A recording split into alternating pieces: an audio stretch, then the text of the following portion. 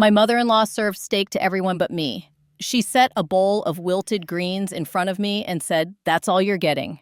Her voice was clear enough for the grandchildren to hear and sharp enough for me to feel her power over me. That evening, I sat at the long oak table I'd polished over decades, watching the knives glide over the tender meat, the fork scrape the salad across the china. "What did I do?" I asked as calmly as I could. She raised her glass, not taking her eyes off me. "You know what you did?" Across from me, my son cleared his throat and looked down at his plate. My daughter-in-law fiddled with her napkins. Even my eldest granddaughter, for all her bravery, pretended to study the salt shaker. None of them asked what I was accused of. Neither of them said, "Enough." "Mom," my son finally said, his voice polite and careful, "maybe today isn't the time." "The truth," my mother-in-law answered easily. "There's always a time for the truth." I swallowed not the salad, but the memory that had haunted me all week. The missing pearl brooch from her jewelry box, the one she'd once promised to leave for me because I had the steadiest hands. It had been missing for 2 days. I only found out when she called my son at work. She hadn't said it outright, but she didn't need to. A small thing, a pretty thing, a convenient thing to hang on the woman who kept the receipts. How could the people I'd fed and forgiven sit in silence while I quietly turned into a thief? I folded my napkin, smoothing the creases as if they were years. I did not argue. I did not cry. I looked at my son's hands, his father's hands, and thought of the promise I made at the hospital to protect what was left of our family, even if it meant protecting it from itself. They believed I would accept the humiliation, that I would shrink to fit the story they'd written for me. They forgot who taught them to stand up straight. "Enjoy your steaks," I said softly. "I've lost my appetite." I stood, placed the napkin on the table, and walked out the back door. The night smelled like the lilacs I planted when my husband was alive. I stood there a moment, feeling foolish for needing air on my own property, then pulled my phone from my pocket and scrolled to a name I had not used in months. "Eloise," I said when she answered. "Do you still keep the Tuesday hours at Berkman's Jewelers?"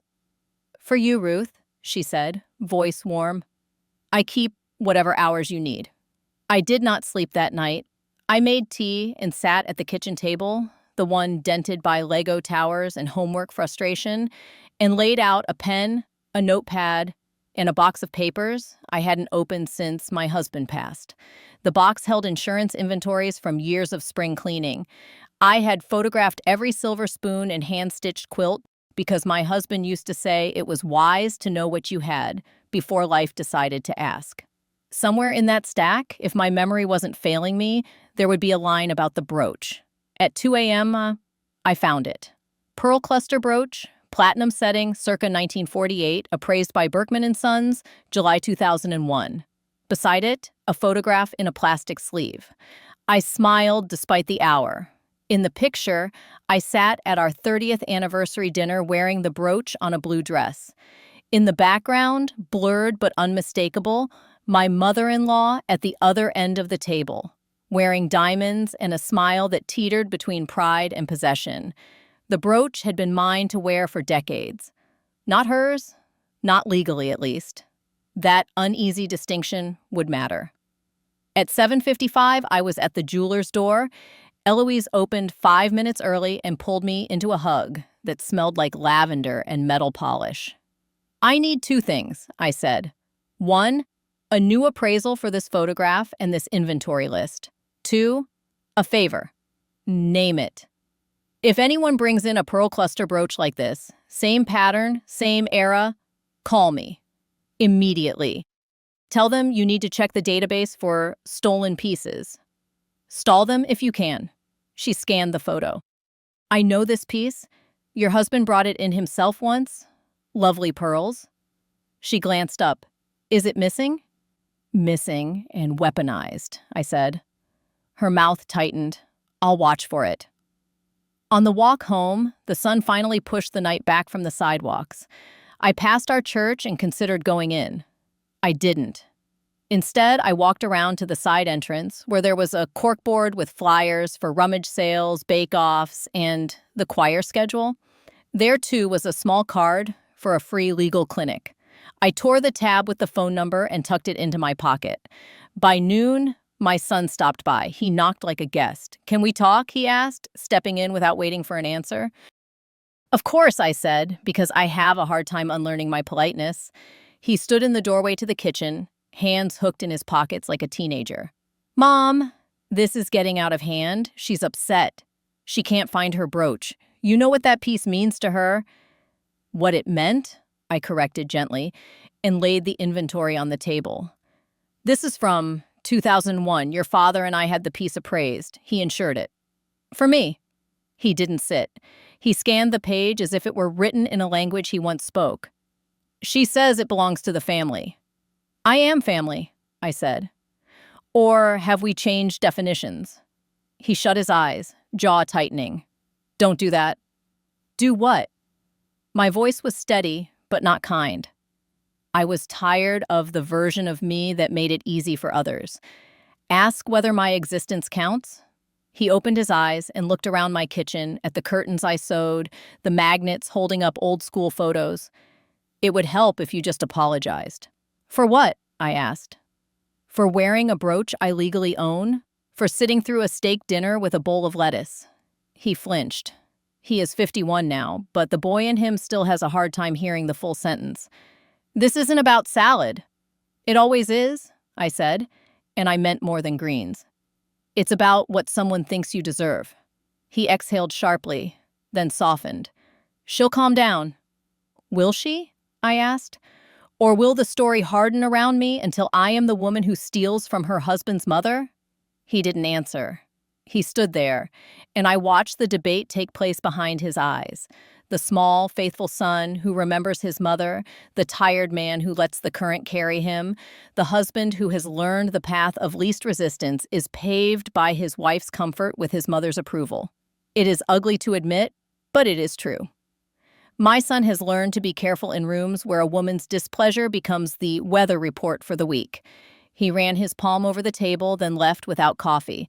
When the door shut, the kitchen felt suddenly helplessly large. I called the number from the church card. The free clinic was in the basement on Thursdays, folding tables and donated chairs. But the woman who met me had eyes that missed nothing and a handshake that suggested she had carried more than paperwork. Her name was Valerie. "You'll want to document everything," she said after I told her the story. "Dates, times, statements, actions. If this becomes defamation, we need specifics. If it becomes financial coercion, we need a pattern." "Financial coercion?" I repeated. "You're 72, recently widowed, have a house in your name, and a mother-in-law who believes the world is hers to inventory," she said. "People will try to move your pieces around the board. We want the moves recorded." "I thought I needed an apology," I said. "Now I'm making a dossier."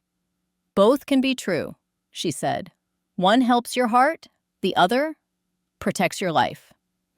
I bought a small spiral notebook on the way home and wrote, "Dinner, steak for everyone, salad for me, accusation without naming, son, silent, grandchildren, downcast, date, time, place." The act of writing made my mouth taste like tin, but it steadied my hands. 2 days later, Eloise called. "She's here," she whispered. "Your daughter-in-law, with the brooch." "Don't let her leave with it," I said. "I'm on my way." I arrived in 12 minutes. Eloise's assistant held the door anyway. Inside, at the far end of the glass case, my daughter-in-law stood with her hair scraped into a sleek bun and the brooch, my brooch, resting on a velvet square. Eloise was in performance mode. "It's a lovely piece, she said, "but to appraise properly, we need to check the registry. Pieces like this often have previous entries." My daughter-in-law smiled tightly. It was my grandmother's. There it was, the easy lie taught by necessity and repetition. Eloise looked suitably impressed. "Then we'll need provenance, photos, letters, an old appraisal. Do you have any documentation with you?" My daughter-in-law's eyes flicked to me, and the smile peeled back to show teeth. "Oh," she said. "Well, if it isn't Ruth." "Good afternoon," I said, and the politeness tasted like steel on my tongue. What a coincidence. Eloise reached under the counter and pressed a small button. A chime sounded in the back room.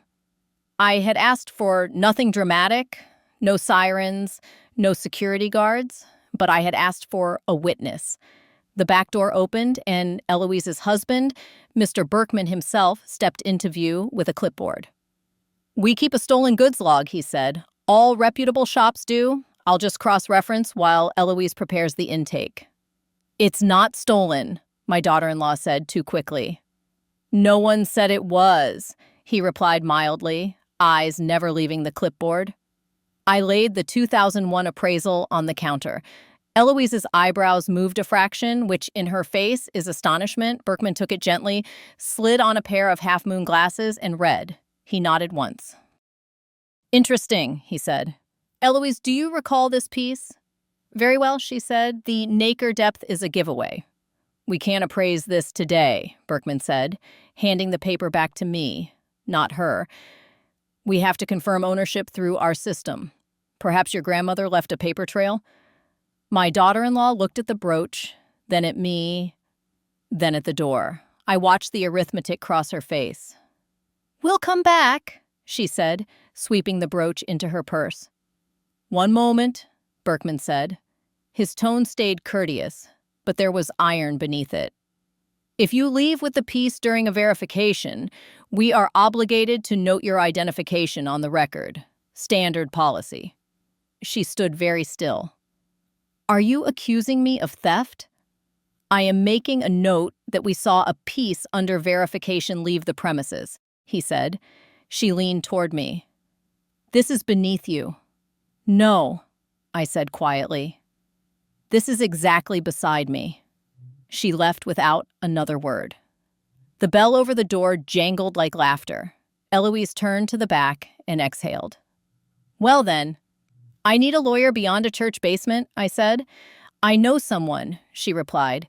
"Berkman's nephew is a real one. Elder law, estate protection." She glanced at me.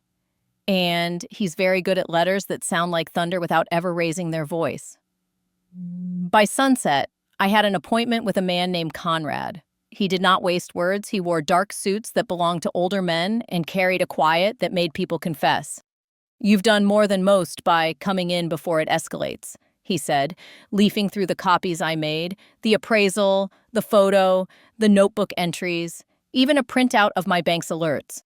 I had added that after Valerie suggested I enable every notification my accounts offered. "What will they try?" I asked. "To make you small," he said. "They will exaggerate your forgetfulness, repeat stories about a misplaced bill as if it were 3 months of unpaid taxes, call your home too much, use words like safety and concern until they feel like common sense. They will move the conversation from what happened to what should happen next, and the should will always benefit them." "In the brooch?" I asked. "A prop in a play that began long before it went missing," he said. "But it's also your leverage." He drafted a letter that afternoon to my mother-in-law and my son. It was a masterpiece of restraint. It stated the facts: the appraisal in my name, the attempted appraisal by my daughter-in-law at Berkman's, and the intention to consider a defamation claim if the accusation continued. It requested the return of the brooch within 7 days and suggested that, failing that, we would pursue recovery through civil channels. "You don't want to trigger a criminal matter unless you must," he said. "Family courts will sometimes swallow the bones in the stew of emotion and spit them out in any direction. But the threat of professional consequences, jobs, reputations can shift behavior faster than handcuffs." "He works in accounting," I said of my son. "He likes everything to add up." "Then let us add," Conrad said. We sent the letter by courier. I cooked myself a steak that night, which I ate at the counter with a squeeze of lemon and a paper napkin. It tasted like something I had forgotten belonged to me. Day 1 passed, day 2. On the morning of day 3, my doorbell rang. It was my son. He held a small blue velvet box. He did not come inside. He placed it gently into my hands like something that could break. "She didn't mean to," he said. "Didn't mean to remove it from a house or didn't mean to get caught?" I asked. And he winced. "Mother, please," he said. She's embarrassed. We all are. Let's keep this quiet. Were you quiet Monday night? I asked. When I ate my lettuce and you ate your steak? His shoulders sagged. I didn't know what to say. There are only two sentences worth saying when someone is humiliated in your presence, I said. That's not true. And stop. He looked down at the porch boards. I'm sorry? Bring the grandchildren on Sunday, I said. I'll make lasagna. He blinked. Just us? Yes, I said. Just us. He nodded and walked to his car. At the end of the driveway, he paused. She thinks you set a trap. I did, I said, after I realized she set one first. He left without answering. I watched his brake lights bloom red at the corner and thought of the boy with skinned knees who used to look back at me from crosswalks for permission to run. He doesn't look back anymore. Not for permission, not for confirmation. That is part of what hurts. The brooch sat on my palm, heavier than memory. I pinned it to the collar of my cardigan and looked in the hall mirror. The face there was older than the last time I wore it. The eyes were not softer. Somehow that comforted me. On Sunday, I cooked the lasagna with the sauce recipe that takes 4 hours and forgiveness. When the grandchildren arrived, they ran straight to the backyard. My son stood in the kitchen, hands in pockets. She's upset I brought them, he said, glancing toward the driveway where his wife stayed in the car. Then let her practice being upset somewhere else, I said. Your children are allowed to love their grandmother without a weather report. We ate at the table with the good plates. The children asked about the brooch, and I told them the truth that fits in small ears. It belonged to someone who loved this family once and will belong to someone else who loves it later.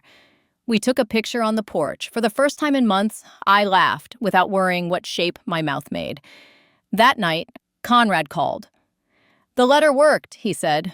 But you should know something. The brooch is the tip of an iceberg. What do you mean? I did some due diligence, he said. As a favor, your mother-in-law met with a lawyer last month. She began drafting a petition to have you declared unable to manage your affairs. I sat down hard. On what basis? On the basis that stories, when repeated often enough, stand up straight and borrow a suit, he said. Supposed lapses, an unpaid bill, a lost appointment. The usual. I pay my bills, I said. I know, he said. But they hoped the humiliation would make you quiet, and the quiet would make you small, and the small would make you manageable. Heat flooded my cheeks. So the salad was a test. And a signal, he said. These things are often performed. They determine who toes which line. What do? I asked. My voice sounded far away. We draw our own lines, he said. We move your assets where grasping hands cannot reach. We update your will to bypass those who use their father's hands for other people's pockets. We document. We become boring in the way that protects you. We transferred my checking account to a new bank, one with a branch manager who used to be a neighbor's niece. We moved my deed into a living trust with me as trustee and my grandchildren as beneficiaries with conditions that include kindness as a clause. We added a healthcare directive that gave power to my sister, who has never once used the word should like a lever. Valerie from the church clinic reviewed everything and smiled. If I had a gold star, you'd get it, she said. I thought I was finished, but life isn't a list you can check off. It's a room where new drafts sneak under the door. On Tuesday, my doorbell rang again. This time, it was my mother-in-law herself. She stood on my porch wearing mink in May and carried a tin of cookies, as if sugar could sweeten a ledger. May I come in? She asked, like royalty asking to borrow a cup of milk from a servant's kitchen. I stepped aside. She looked around the living room as if counting spoons with her eyes. We've had a misunderstanding, she said. No, I said, we've had a performance. I don't like your tone, she said. I don't like being accused of theft, I said. And I don't like that you tried to make my son choose between comfort and courage. She set the tin on the coffee table. That piece was promised to me. In your mind, I said, not in any document that matters. She drew herself up to her full height, which is now an inch shorter than mine. Do you know who you're talking to? Yes, I said. A woman who has confused ownership with orbit. You think things belong to you because people do. Ruth, she said, and my name in her mouth has always sounded like a correction. You're old. I'm not unaware, I said dryly. You will need care, she said, sooner than you think. I have a plan for that, I said. A plan doesn't tuck you in, she said. A plan doesn't make Christmas or cut a steak. I can cut my own, I said. She smiled, but it didn't reach anything that could smile back. You think this is about jewelry. It's about control. I kept this family orderly for 50 years. I won't let it go to chaos now that the men are gone. The men aren't gone, as Sohina said. They're grown. That's harder to accept. She reached for the tin and tapped it with her long nail. Tell the grandchildren I brought cookies, she said, then turned to leave. At the door, she paused. You won't win, she said without turning around. Everyone gets old enough to stop winning. When the door shut, I felt the air go out of my lungs as if someone had cut the string holding them up. I sat on the couch and laughed once, a sound like a hiccup. Then I called Conrad. I think it's time for a dinner of my own, I said. Public or private, he asked. As public as the salad, I said. We chose her birthday. She loves restaurants that mirror back her opinion of herself. We booked one with leather boots and waiters who address you by title and an owner who owes me a favor because I once put him in touch with a plumber who fixed a mess no one else could find. I scheduled the reservation for 12, my mother-in-law, my son, my daughter-in-law, my sister, the grandchildren, and 2 friends. I labeled Eloise and husband on the seating chart, but were, more importantly, witnesses. Conrad sat at the bar with a menu he didn't open. I arrived early and met with the manager. I gave him envelopes, each with a name. He nodded solemnly. Like Christmas with paperwork, he said. Exactly, I said, but with better service. When they arrived, my mother-in-law wore a corsage of white roses and superiority. Well, she said, glancing around the room loud enough for others to hear, at least you didn't choose one of those places with mason jars. I kissed my grandchildren's foreheads and asked the older one about her school project on butterflies. She whispered, I like your pin. I smiled and touched the brooch. We ordered no salads, steaks for all who wanted them, fish for my son who suddenly remembered cholesterol, pasta for the grandchildren. I kept my voice quiet. I laughed only when the children told me something genuinely funny. I waited. Between the entree and dessert, the manager approached with a tray of small boxes. He set one in front of each adult. What is this? My mother-in-law asked, delighted by attention and wary of anything she didn't orchestrate. A small gift, I said. But first, some housekeeping. She stiffened. The room quieted in that subtle way rooms do when they smell a story. I forgive the salad, I said. I don't forgive the story attached to it. She opened her mouth, but I lifted a hand. I'm speaking. My son took a breath, then let it out. He looked at his hands. I continued. The brooch was appraised in my name in 2001. It is returned. The accusation is withdrawn. But the harm doesn't evaporate because the words stop. Are you going to sue your family? My mother-in-law asked. She sounded amused. It's her default armor. No, I said. I am going to tell the truth that doesn't need anyone's permission. I nodded to the manager. He opened the box in front of my mother-in-law. Inside was a copy of Conrad's letter, a photograph of me wearing the brooch, and a new letter. The new one stated what should have been unnecessary. Any further mention of theft attached to my name would be met with a defamation action. It also included a clause about harassment, specifying that humiliations performed in front of minors would be documented as emotional harm. My mother-in-law stared at the papers as if they were written in fire. The manager opened my son's box next. It contained a different letter, a copy of my updated estate plan. In recognition of consistent kindness, it read in the clause I wrote with Valerie at the clinic, my assets will pass first to my grandchildren in equal shares at 25, provided they maintain a relationship with me of their own choosing. Any adult who attempts to interfere with this relationship will remove themselves from eligibility. My son looked up sharply, eyes wet. He nodded once. My daughter-in-law shifted in her seat.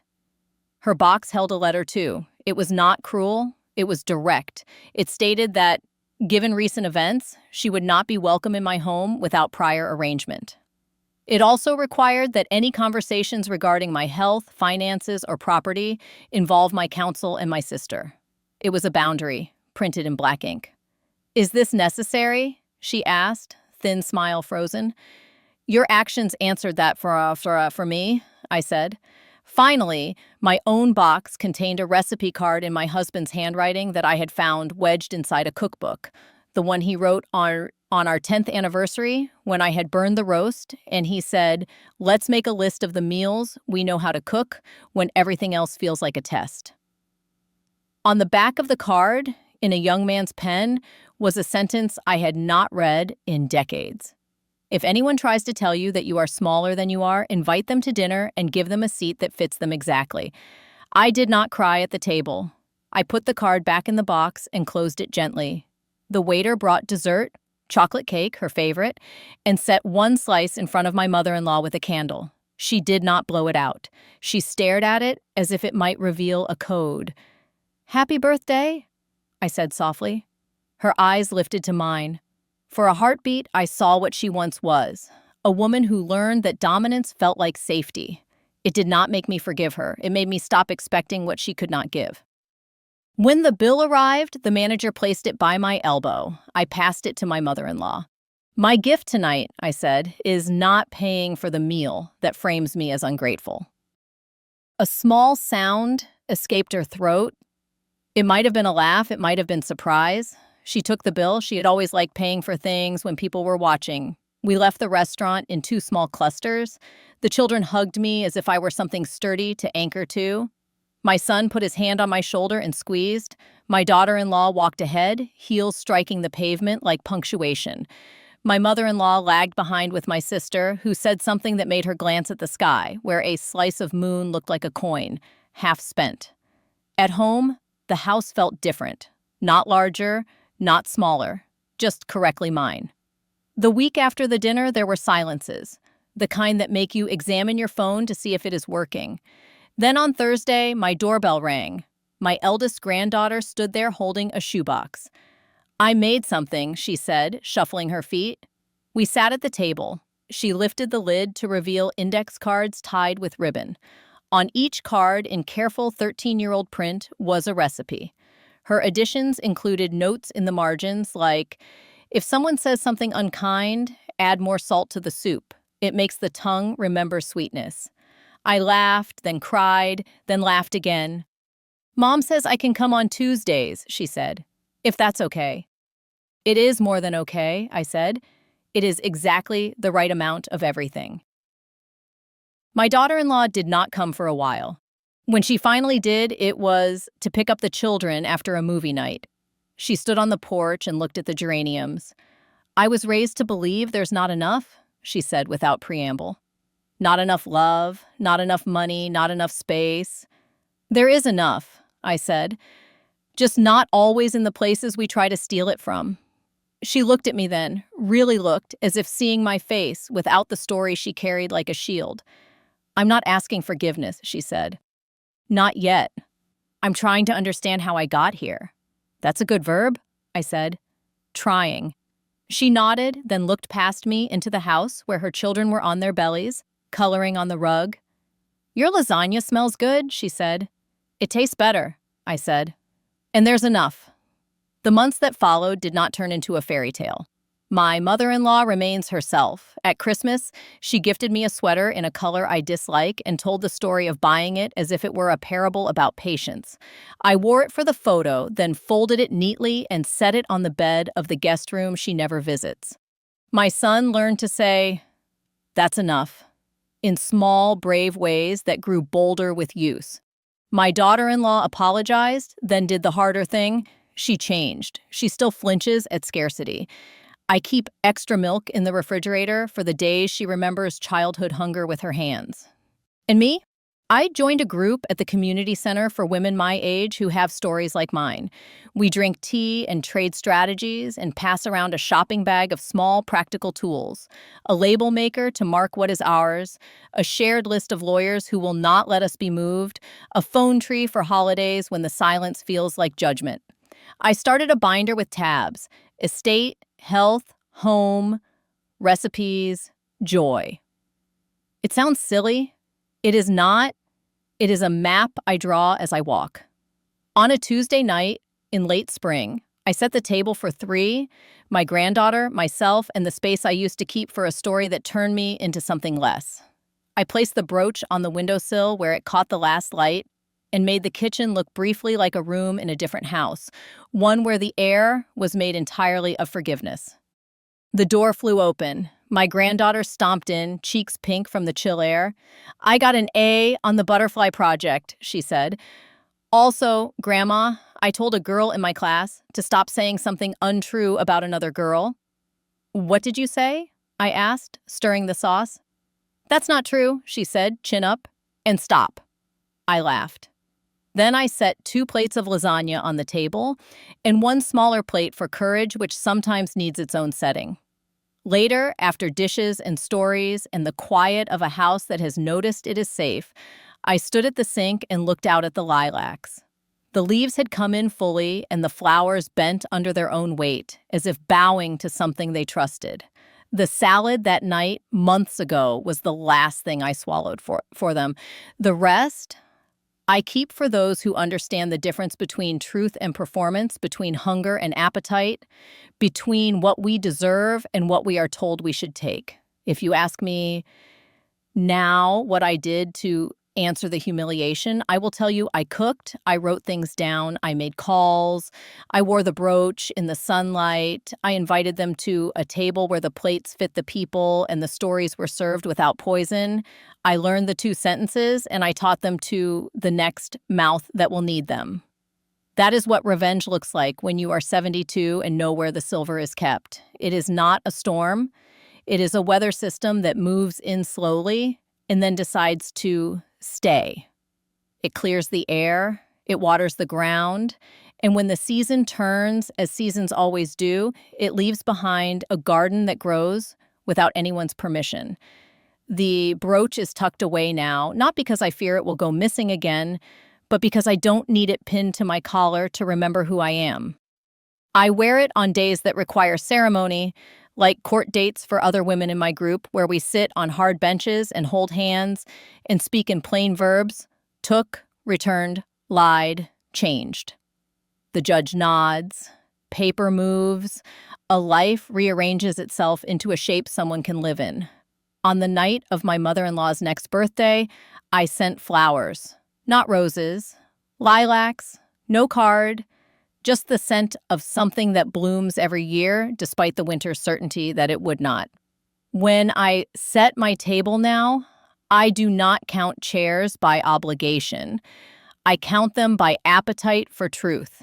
Sometimes the table is full, sometimes it is just me with a plate and the recipe card in my husband's hand. Either way, I eat well. And if anyone tries to hand me a bowl of lettuce while the room cuts steak, I know exactly which drawer holds the knife sharpener and I know how to use it.